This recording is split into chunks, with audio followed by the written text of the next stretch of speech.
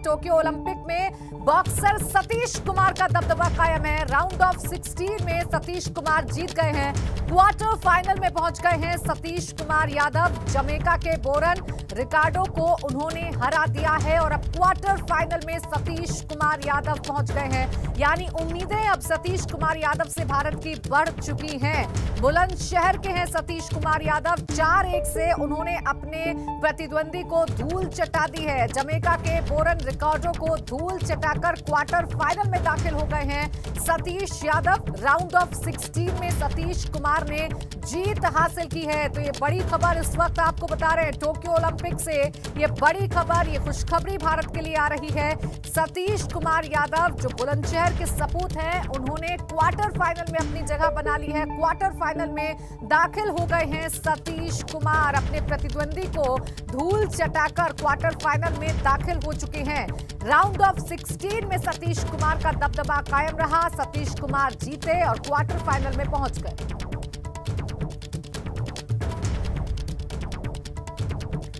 और सीधा दिल्ली आपको लिए चलते हैं। मेरे सहयोगी अविनाश जुड़ गए हैं ज्यादा जानकारी के साथ। अविनाश, देखिए ये बड़ी खुशखबरी है। क्वार्टर फाइनल में जगह बना ली है सतीश कुमार यादव ने और अब उनसे भारत को उम्मीदें और लग चुकी हैं।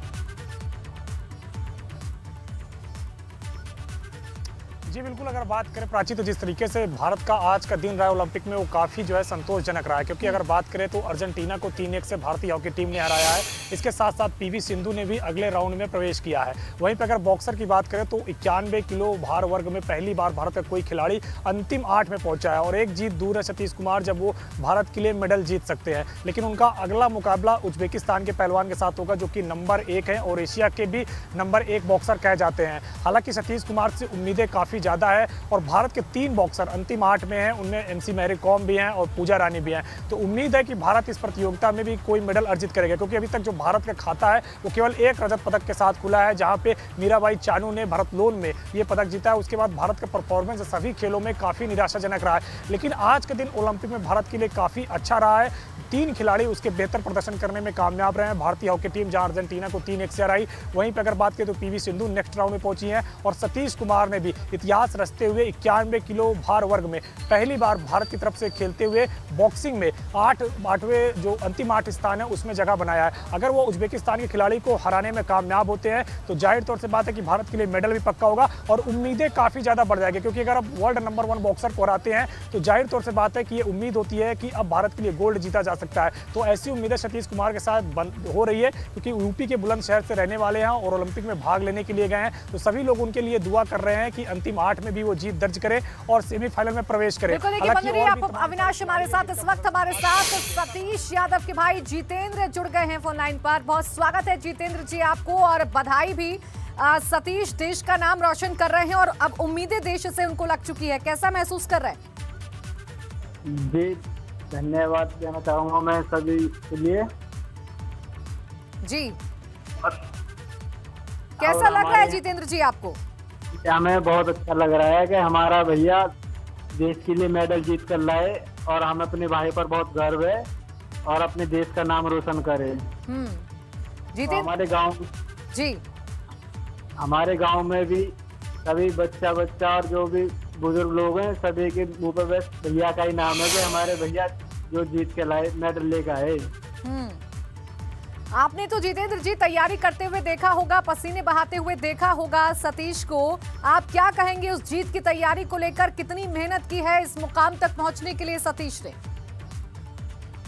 मेहनत में तो कोई कमी नहीं, बहुत मेहनत करते हैं भैया, बहुत ज्यादा जितनी उनको होती है उतनी ज्यादा मेहनत करते हैं और उनकी मेहनत का ही फल है जो जीते और आगे भी जीतेंगे और मेडल लेकर आएंगे।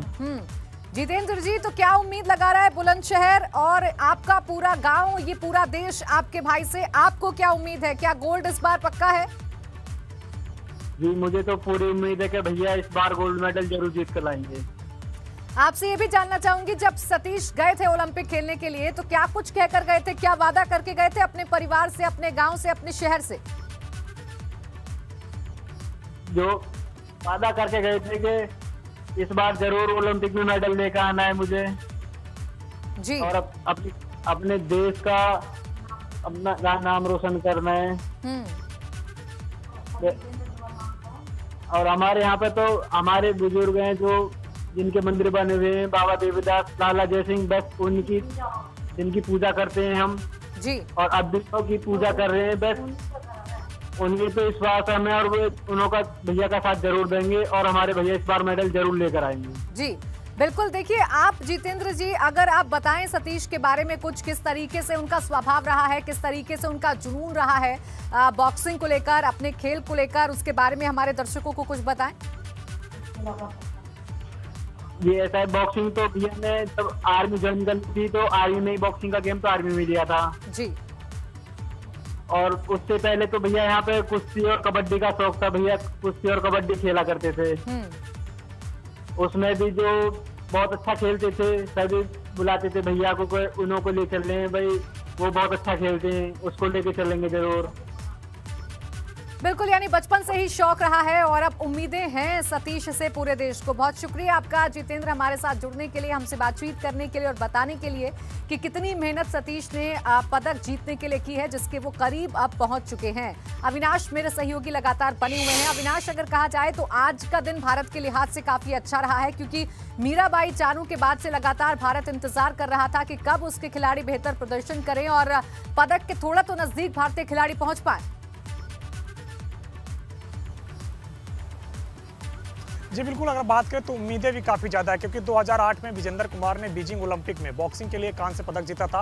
उसके बाद 2012 लंदन ओलंपिक में मैरी कॉम ने कांस्य पदक जीता था। 2016 का जो रियो ओलंपिक रहा है उसमें कोई बॉक्सर पदक जीतने में कामयाब नहीं रहा है। लेकिन आज अगर बात करें तो तीन बॉक्सर भारत के क्वार्टर फाइनल में है। पूजा रानी है, MC मैरी कॉम है, इसके अलावा सतीश कुमार है। तीनों से काफ़ी ज़्यादा उम्मीदें हैं और सतीश कुमार जो कि 51 किलोग्राम वर्ग में पहली बार भारत का प्रतिनिधित्व कर रहे हैं और जिस तरीके से उन्होंने उज्बेकिस्तान के खिलाड़ी के साथ उनका अंतिम मुकाबला होना है और जमैका के खिलाड़ी को उन्होंने हराया है, इसके बाद उम्मीदें काफी ज्यादा बढ़ गई है। उम्मीद जताई जा रही है कि भारत का जो पदक का सूखा एक रजत पदक के बाद जीतने के बाद भारत अच्छा प्रदर्शन नहीं कर सका है, पदक नहीं जीत सका है, तो इसलिए काफी ज्यादा उम्मीद है। PV सिंधु से भी काफी ज्यादा उम्मीद है, क्योंकि सिंधु ने 2016 के रियो ओलंपिक में सिल्वर मेडल जीता था बैडमिंटन में और इस बार भी उनसे उम्मीद है कि वो बैडमिंटन में भारत का परचम लहराएंगे। भारत को कि हमारे जो खिलाड़ी हैं वो पदक लेकर वापस हिंदुस्तान लौटेंगे और आज का जो सुखद दिन रहा है वो आगे भी इसी तरीके से जारी रहेगा। शुक्रिया आपका तमाम जानकारी के लिए अविनाश। बढ़ते आगे और पेगासस मामले को लेकर मायावती ने ट्वीट किया है। पेगासस मामले की जांच के लिए सुप्रीम कोर्ट के हस्तक्षेप की मांग मायावती की तरफ से की गई है। सुप्रीम कोर्ट संज्ञान लेकर मामले की जांच अपनी निगरानी में कराए, ये मायावती ने ट्वीट किया है। तो बसपा सुप्रीमो मायावती ने ट्वीट कर पेगासस मामले की जांच की मांग की है और कहा है कि सुप्रीम कोर्ट के हस्तक्षेप के साथ ये जांच की जाए। ट्वीट किया है, संसद का चालू मानसून सत्र देश, जनहित और किसान आदि के अति जरूरी मुद्दों पर सरकार और विपक्ष के बीच अविश्वास और भारी टकराव के कारण ये सत्र सही से नहीं चल पा रहा है। पेगासस जासूसी कांड भी काफी गर्मा रहा है, फिर भी केंद्र इस मुद्दे की जांच कराने को तैयार नहीं है। देश चिंतित है। देश में बीएसपी माननीय सुप्रीम कोर्ट से अनुरोध करती है कि वो देश में इस बहुचर्चित पेगासस जासूसी कांड के मामले में खुद ही संज्ञान लेकर इसकी जांच अपनी निगरानी में कराए, ताकि इसको लेकर सच्चाई जनता के सामने आ सके। ये ट्वीट किया है बसपा सुप्रीमो मायावती।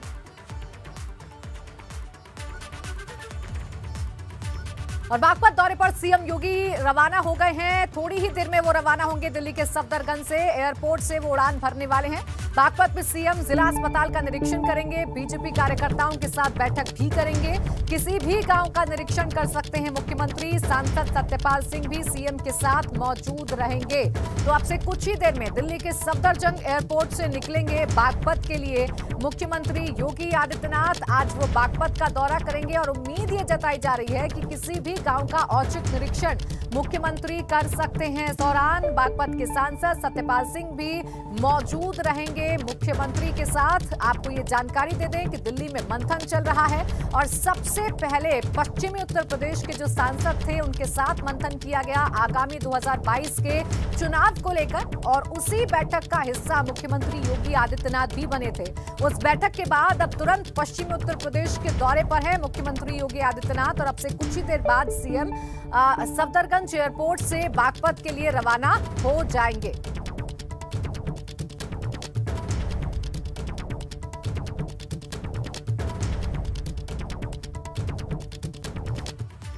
यूपी को लेकर दिल्ली में आज भी बीजेपी का महामंथन जारी है। आज अवध, काशी और गोरखपुर क्षेत्र की बैठक होने वाली है।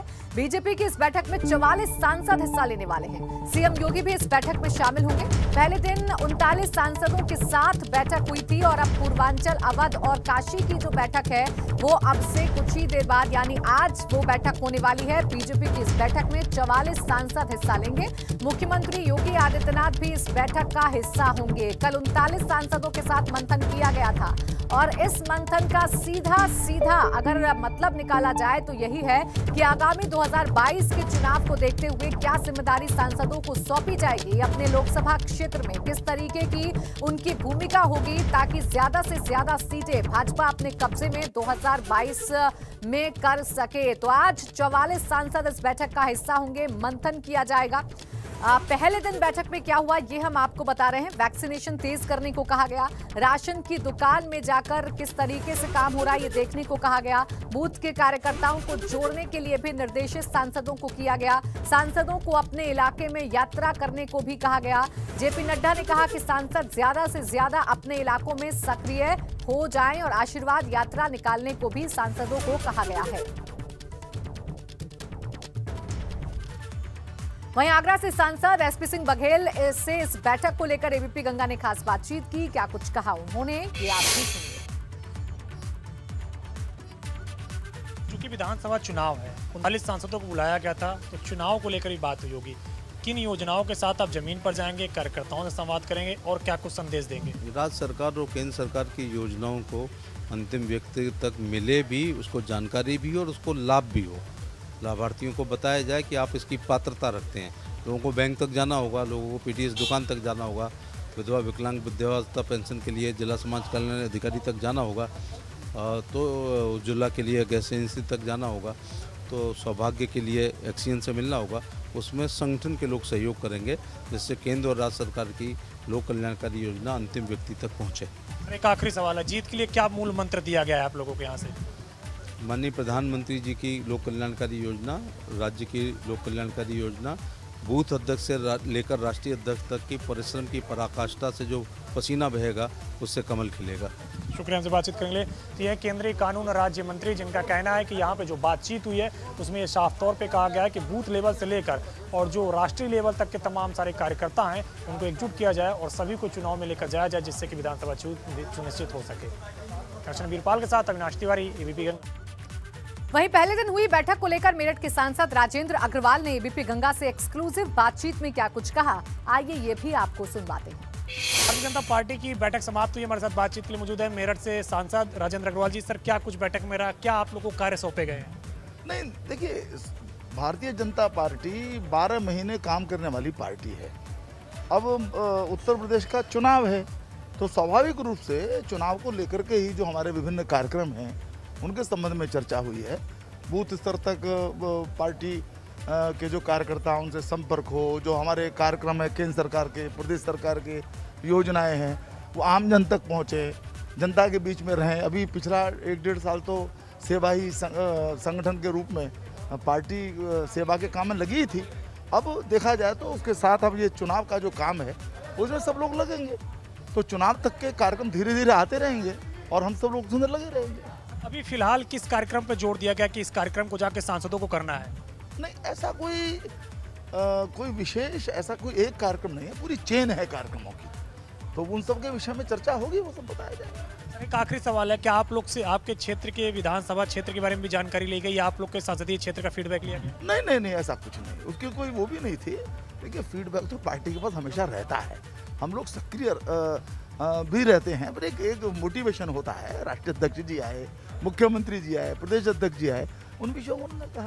शुक्रिया, हमसे बातचीत करने के लिए। तो मेरठ से सांसद राजेंद्र अग्रवाल जिनका कहना है कि पार्टी ने सेवाई संगठन कार्यक्रम के तहत तमाम कार्यक्रम सौंपे हैं जिसको लेकर अब सांसद काम करेंगे। कैमरामैन वीरपाल के साथ अविनाश तिवारी, एबीपी गंगा, दिल्ली। और देखिए, एक तरफ बीजेपी का महामंथन जारी है तो वहीं दूसरी तरफ बीएसपी का प्रबुद्ध सम्मेलन भी आज जारी रहेगा। आज बसपा के प्रथम चरण का आखिरी प्रबुद्ध सम्मेलन है। सुल्तानपुर और अमेठी में होगा सम्मेलन का आयोजन। बुधवार को प्रतापगढ़, रायबरेली में सम्मेलन हुआ था और अब आज भी ये सम्मेलन जारी रहेगा। बीएसपी ब्राह्मणों को साधने की कोशिश में है और इसी कड़ी में प्रबुद्ध सम्मेलन किया जा रहा है। तो ये इस वक्त की बड़ी खबर आपको बता रहे हैं। आज भी ये प्रबुद्ध सम्मेलन जारी रहेगा। बीजेपी भारत ब्राह्मणों को साधने की कोशिश में लगी हुई है और इसी कड़ी में ये जो सम्मेलन है वो किया जा रहा है। तो देखिए, उत्तर प्रदेश में अब पूरी तरीके से 2022 को लेकर बिगुल बज चुका है और तमाम राजनीतिक पार्टियां अब अपनी कोटियां सेट करने में जुट चुकी हैं।